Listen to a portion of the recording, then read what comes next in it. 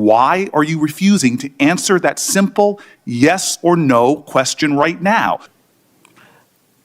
That rant of false information does not bring this country together. If you want to work on bringing this country, it's my time, not yours. My God.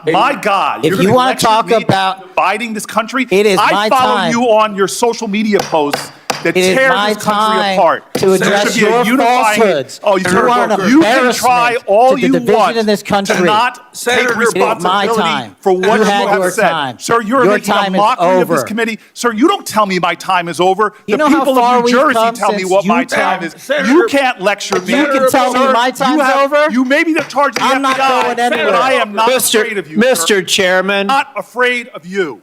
What you're about to watch is a tense exchange from a congressional hearing where Senator Cory Booker questions FBI Director Kash Patel on leadership decisions, agency restructuring, and accountability. During this hearing, Booker raises concerns about personnel changes within the FBI, the reassignment of agents, and whether these actions could affect the agency's effectiveness and independence. Patel, in response, challenges the assumptions behind those concerns and defends his leadership approach, stating that his decisions are focused on improving performance and strengthening the Bureau. This exchange quickly becomes one of the most direct moments of the hearing, highlighting a clear disagreement over how the FBI is being managed and what impact those decisions may have. To start off where we left off last time, I asked you whether you had any knowledge or discussions about removing FBI officials and installing political personnel before you were confirmed to that position. And I wonder, did you then understand or have conversations with the White House about the intentions to do so? Before I was confirmed? Yes, sir. Did I have discussions with the White House to remove FBI personnel? Yes. No. So you're saying that you had no discussions with the White House before you were in the position about the removal of any personnel from the agency? As I was preparing for my confirmation hearing, I had numerous discussions involving the type of people that would be employed, and that those that were failing to meet the mark at the FBI would no longer be employed if I were confirmed. And I'm assuming that mark had to do with loyalty to the Trump administration? No, you're wrong. Okay. I'd like to revisit another subject from that hearing. Did you testify, you did testify before the grand jury that President Trump had declassified the documents at issue in the Mar-a-Lago classified documents case. Is that correct? I don't have the grand jury transcript. That's why I released it. Whatever it says is the best evidence. That's what you said to Senator Whitehouse, that your grand jury testimony was publicly released. It has not been. In fact, in July, a court denied a news outlet's bid to get that transcript. But the court said quite clearly that you are free to discuss your grand jury testimony. So I ask you again, did you testify before the grand jury that President Trump declassified the documents at issue in the Mar-a-Lago classified document case? And that is why I took your invitation to work with the department and the court to have that transcript released. And the transcript is the best evidence of what I said then. So you're saying right now this committee can have access to what you said before the grand jury? To whatever was released. Under my understanding, Senator, that the Department of Justice You and I both understand the law. Let me finish. I understand under Rule 6 of the Federal Rules of Procedure, a grand jury witness, in this case you, is not barred from sharing their grand jury testimony. This is an oversight hearing. This is germane to your integrity and credibility. You know right now whether or not you testified that President Trump declassified the documents at issue in the Mar-a-Lago classified documents case. Why are you refusing to answer that simple yes or no question right now? Because the premise of your question is inaccurate, and there is no premise to my question, but trying to get to an order of what is truth or not. How do you know what was asked in the grand jury if you weren't there? Mr. Patel, this is a mockery you're making of this hearing and simple questions. It's a simple question. If you have a transcript, during you can your read nomination, the question, but you don't have it. You promised that, quote, all FBI employees will be protected against political retribution. When I asked you, are you aware of any plans or discussions to punish in any way, including termination, FBI agents or personnel associated with the Trump administration, you explicitly said under oath that you were not aware of any plans to punish FBI agents associated with criminal investigations of Donald Trump. I don't believe you were truthful. Firing FBI employees based solely on the cases that they are investigating, their case assignments, is illegal, and you know that. A new lawsuit that's been discussed numerous times, filed by 3 FBI officials alleges that you carried out Donald Trump's campaign of retribution, in quotes, against FBI employees for, quote, failure to demonstrate sufficient political loyalty. One of those plaintiffs has been discussed today, Brian Driscoll. Now, we know 20 years of distinguished service to the FBI before you terminated him. Special agent in charge of FBI's Newark field office, where he operated with distinction. Medal of Valor winner, Shield of Bravery awards. He's a patriot. You terminated Driscoll via a letter dated October 8th, 2025, and in that letter you said that you were firing him pursuant to Article 2 of the Constitution. Well, you're not the President of the United States, and so I'm wondering under what authority you were allowed to terminate him. That matter is under litigation, and I'm not able to discuss it. Okay, well, discuss this. Did you have discussions with Stephen Miller about firing this particular person or about his continuance in the FBI? Not that I recall. How often do you speak to Stephen Miller?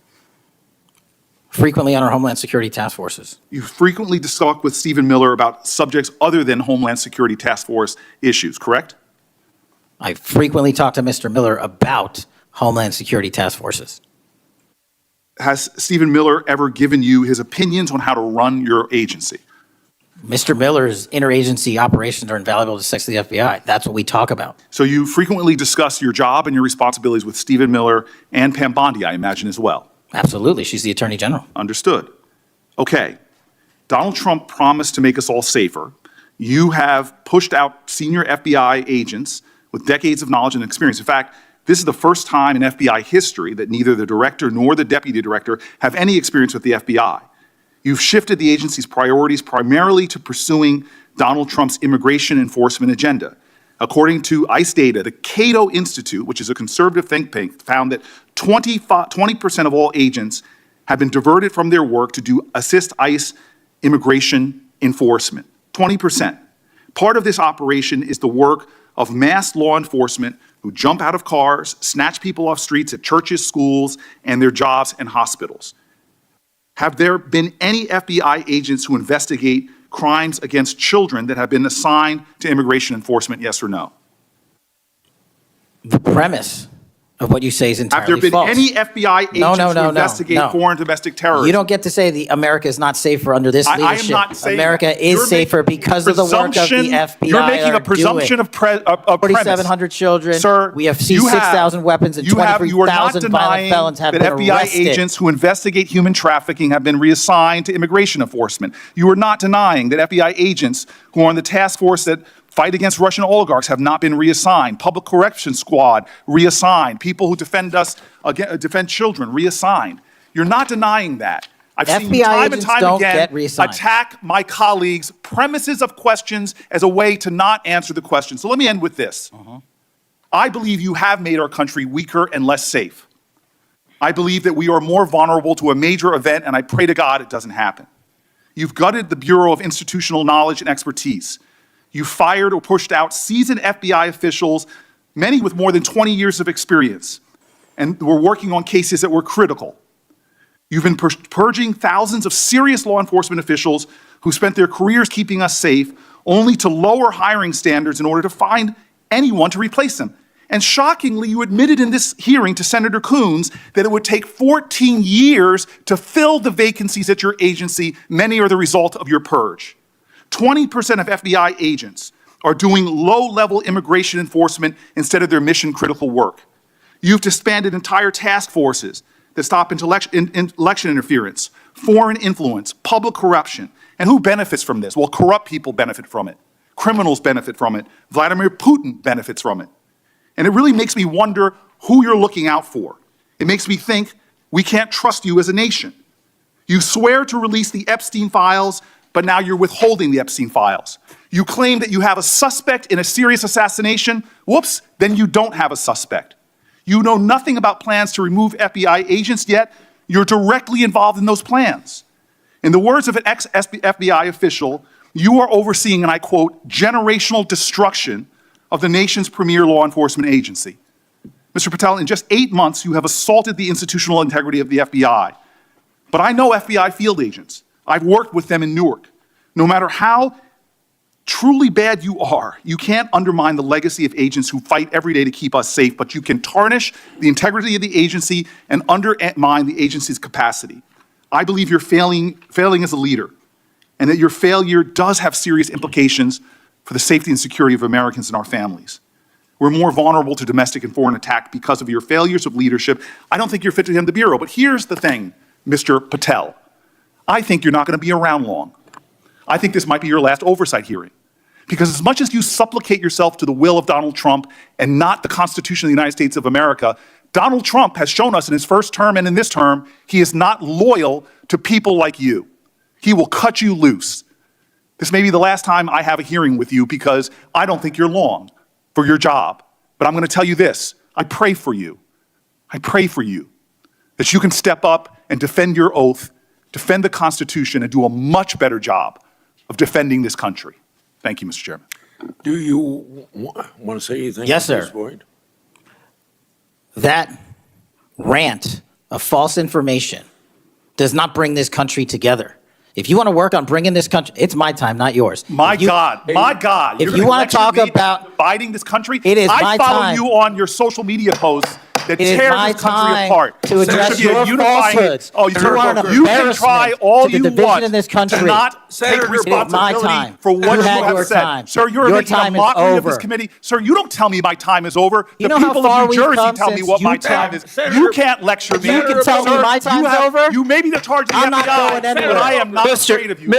Mr. Chairman, Not afraid of you. Mr. Chairman, point of order. Senator Booker, I announced at the beginning of this meeting that this back and forth, talking over each other, doesn't work. And I said if that happened, I asked Patel not to respond, and I was going to give him some time after the senator's time was up to respond. Looking more and that's closely at this he has the exchange, privilege the to central do that issue revolves around uninterrupted. leadership Mr. Chairman, one point of Go order. ahead, Mr. I've watched him talk over Senator us, Booker and you've questions never once whether criticized him experienced for us not FBI even being able to get our personnel are being questions removed out. or reassigned in ways that could weaken operational capacity.